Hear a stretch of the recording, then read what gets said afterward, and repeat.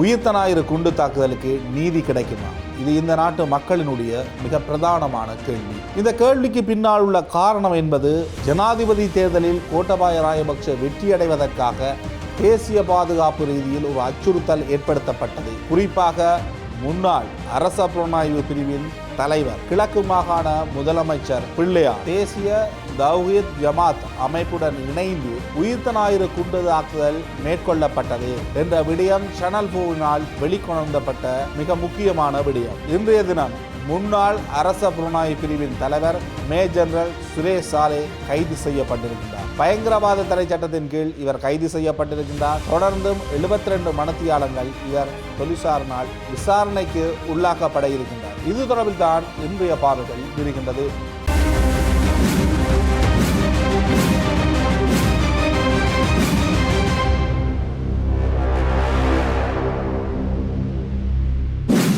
இன்றைய தினம் காலை முன்னாள் அரச புலனாய்வு பிரிவின் தலைவர் மேஜர் ஜெனரல் சுரேஷ் சாலே பாலியகொட போலீசாரினால் கைது செய்யப்பட்டார். இவருடைய கைது என்பது உயிர்த்த ஞாயிறு குண்டு தாக்குதல் தொடர்பில் இதுவரைக்கும் முன்னெடுக்கப்பட்ட தெளிவான விசாரணைகளின் ஆதாரங்களின் அடிப்படையில் இடம்பெற்ற கைது என்று கூறப்படுகின்றது. இவர் பயங்கரவாத தடை சட்டத்தின் கீழ் கைது செய்யப்பட்டிருக்கின்றார். தற்பொழுது பாலியோட போலீசாரினால் இவர் கைது செய்யப்பட்டிருக்கின்றார். எனினும் இவர் சிஐடியினரிடம் பாரம் கொடுக்க இருப்பதாக போலீஸ் தரப்பு கூறுகின்றது.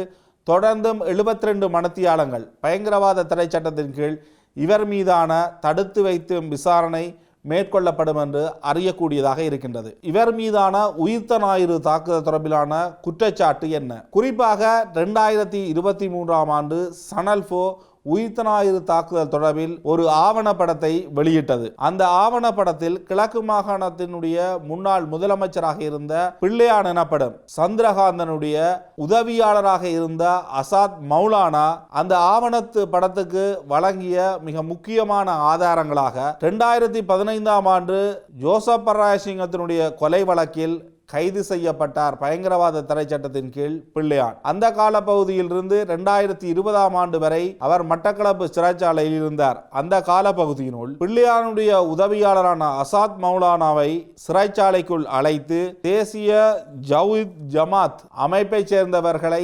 அடையாளப்படுத்தி அவர்களுடன் ஒரு தொடர்பை ஏற்படுத்தியதாகவும் அந்த உறுப்பினர்களை குறிப்பாக சஹ்ரானுடைய சகோதரரை சிறைச்சாலையில் வைத்து அசாத் மௌலானாவுக்கு நேரடியாக தொடர்படுத்தி இருக்கின்றார். அதன் பின்னர் அவர்களை பிணையில் வெளியில் எடுப்பதற்கு அசாத் மௌலானாவுக்கு இன்னும் ஒரு சட்டத்திறனியினுடைய பெயரை குறிப்பிட்டிருக்கின்றார். அதனை தொடர்ந்து அவர்கள் வெளியில் வந்ததன் பின்னர் அந்த நேரம் இராணுவ புலனாய்வு பிரிவினுடைய தலைவராக இருந்த பிரிகேடியர் சுரேஷ் சாலேவைக்கும் அந்த வெளியில் வந்த தேசிய ஜமாத் அமைப்பை சேர்ந்தவர்களையும் சந்திப்பொன்றை மேற்கொண்டு அந்த சந்திப்பில் சுரேஷ் சாலே அவர்கள் குறிப்பிட்டிருக்கின்றார், கோட்டாபய ராஜபக்ஷ ஜனாதிபதி ஆவதற்கு தேசிய பாதுகாப்பு அச்சுறுத்தப்படக்கூடிய ஒரு விடயம் நடக்க வேண்டி இருப்பதாக குறிப்பிட்டிருக்கின்றார். அதன் பின்னர் அந்த சந்திப்பு இடம்பெற்றிருக்கின்றது.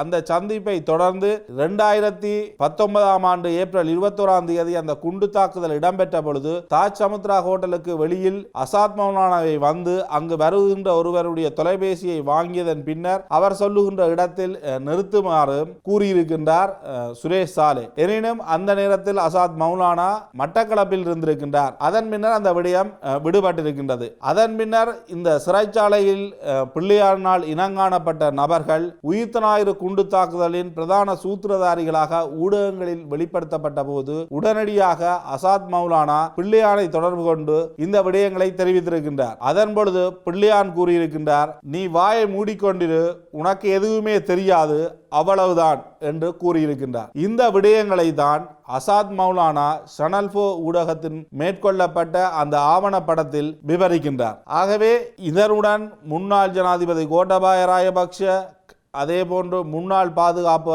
அமைச்சினுடைய செயலாளராக இருந்த கமல் குணரட்ன, முன்னாள் அரச புலனாய்வு பிரிவினுடைய தலைவர், அதே போன்று 2019ஆம் ஆண்டு அந்த குண்டு தாக்குதல் இடம்பெறுகின்ற பொழுது இராணுவ புலனாய்வு பிரிவினுடைய தலைவராக இருந்த சுரேஷ் சாலே அவர்களுக்கும் தொடர்பு இருப்பதாக அசாத் மௌலானா குற்றச்சாட்டை முன்வைத்தார். இந்த குற்றச்சாட்டுகள் தான் மிகப்பெரிய அளவில் பேசுபொருளை உருவாக்கியது 2023. எனினும் அந்த நேரத்தில் நாடாளுமன்றத்தில் உரையாற்றிய நமல் ராஜபக்ச நாங்கள் 2018ஆம் ஆண்டு உள்ளூராட்சி சபை தேர்தலிலேயே அதிகப்படியிலான வாக்குகளை பெற்றிருக்கின்றோம்.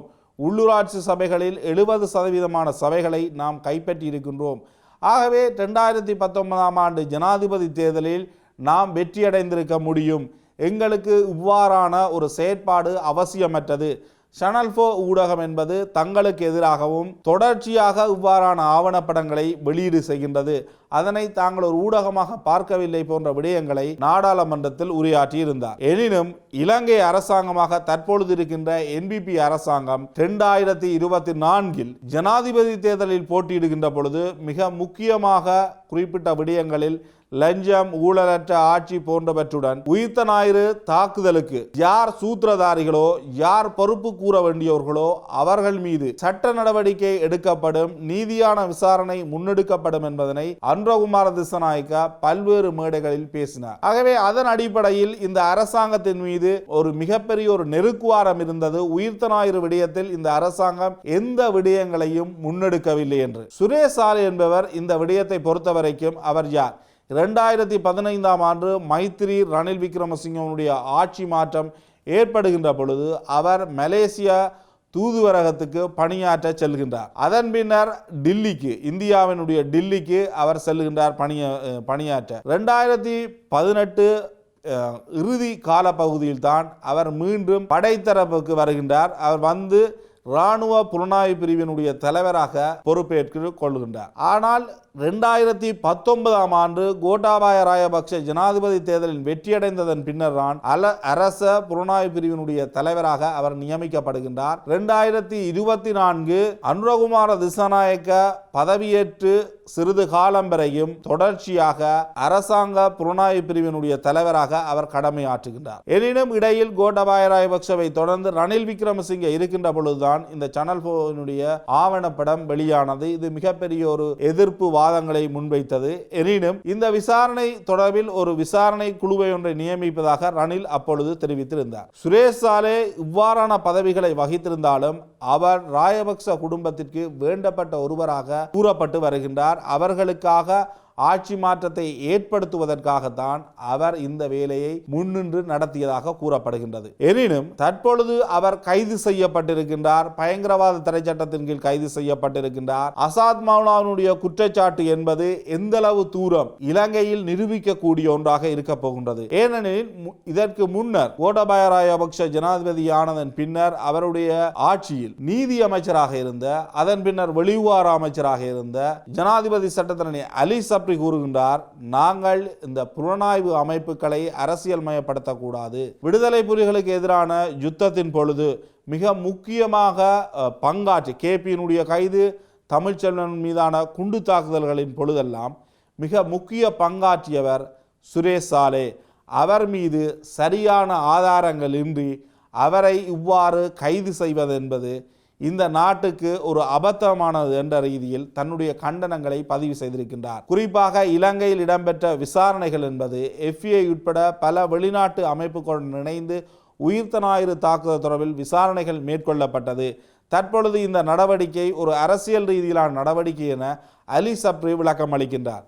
எனினும் உயிர்த்த ஞாயிறு குண்டு தாக்குதல் இடம்பெற்று 279 பேர் அந்த குண்டு தாக்குதலில் மரணமடைகின்றார்கள். வெளிநாட்டைச் சேர்ந்த 42 சுற்றுலா பயணிகள் அந்த குண்டு தாக்குதலில் பாதிக்கப்பட்டு மரணமடைந்தவர்கள். 500க்கு மேற்பட்டவர்கள் அதில் காயமடைந்து இன்றும் அதனுடைய பாதிப்பில் இருந்து மீட்காதவர்களாக இருக்கின்றார்கள். ஆகவே இந்த குண்டு தாக்குதல் தொடர்பிலான நீதியான விசாரணை 2019 2026 வரைக்கும் விசாரணைகளாகத்தான் முன்னெடுக்கப்பட்டு செல்கின்றது. முன்னாள் ஜனாதிபதி மைத்ரிபால சிறிசேன ஜனாதிபதியாக இருக்கின்ற பொழுது அவர் இந்த விடயத்தினை சரியாக கையாளவில்லை. அந்த நேரத்தில் இருந்த போலீஸ் மா அதிபர் கையாளவில்லை. அரச புலனாய்வு பிரிவினுடைய பணிப்பாளர் கையாளவில்லை. அதே நேரம் புலனாய்வு பிரிவின் முக்கிய அதிகாரிகள், பாதுகாப்பு அமைச்சின் செயலாளர் போன்றோருக்கு எதிராக இலங்கையினுடைய உச்ச நீதிமன்றம் அடிப்படை உரிமை மீறல் வழக்கொன்று தாக்கல் செய்யப்பட்ட பொழுது தண்ட பணங்களை விதித்திருந்தது. எனினும் அந்த நேரத்தில் சுரேஷ் சாலே மீது குற்றச்சாட்டுகள் முன்வைக்கப்படவில்லை.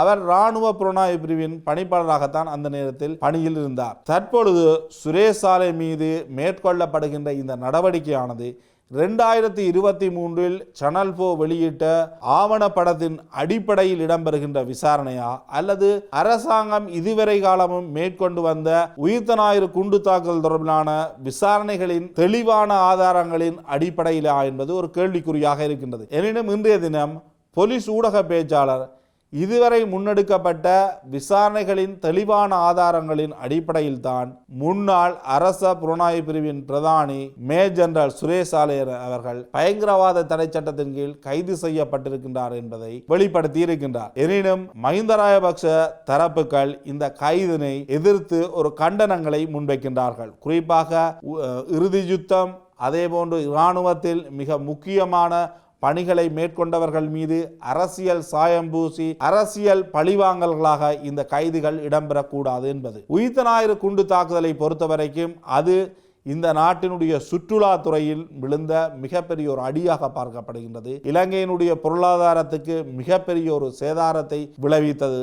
அதே நேரம் தேசிய பாதுகாப்புக்கு அச்சுறுத்தல் என்ற விடயமும் அங்கு முதன்மைப்படுத்தப்பட்ட ஒரு விடயமாக பார்க்கப்பட்டது. குறிப்பாக 2019 ஆண்டு ஜனாதிபதி தேர்தலில் தேசிய பாதுகாப்பை யார் வலுப்படுத்துவார் என்ற ரீதியில் தான் சிங்கள மக்களினுடைய வாக்களிப்பு இருந்தது. குறிப்பாக அந்த நேரத்தில் பிரதான போட்டியாளர்களாக இருந்த சஜித் பிரேமதாசவா, கோட்டபாய ராஜபக்ஷவா இந்த தேர்தலில் வெற்றியடைவார்கள் என்று பார்க்கப்பட்ட பொழுது யார் தேசிய பாதுகாப்புக்கு முக்கியத்துவம் கொடுப்பார்கள்? அந்த நேரத்தில் கோட்டபாய ராஜபக்ஷ 2009 ஆண்டு இறுதி யுத்தத்தின் பொழுது பாதுகாப்பு அமைச்சின் செயலாளராக இருந்தார். அவரே இந்த யுத்தத்தை வழிநடத்தியதான விடயங்கள் அவருக்கு ஒரு பிம்பமாக காட்டப்பட்டது. அது அவர்களுக்கு சர்வதேச ரீதியில் மிகப்பெரிய மனித உரிமை குற்றச்சாட்டுகளாக இருந்தாலும் தென்னிலங்கையில் அது மிகப்பெரிய ஒரு கௌரவமாக பார்க்கப்பட்டது. அதே நேரத்தில் இவருக்கு எதிராக போட்டியிட்ட சயித் பிரேமதாச 2009 ஆண்டு யுத்தத்தில் யார் இராணுவ தளபதியாக இருந்தாரோ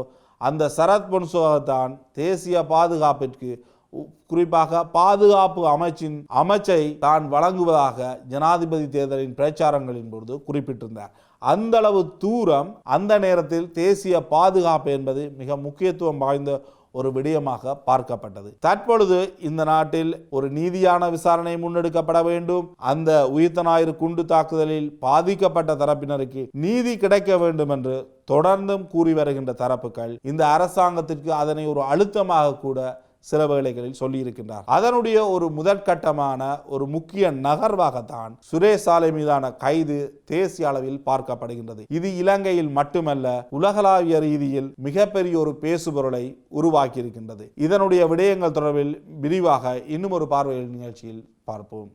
நன்றி, வணக்கம்.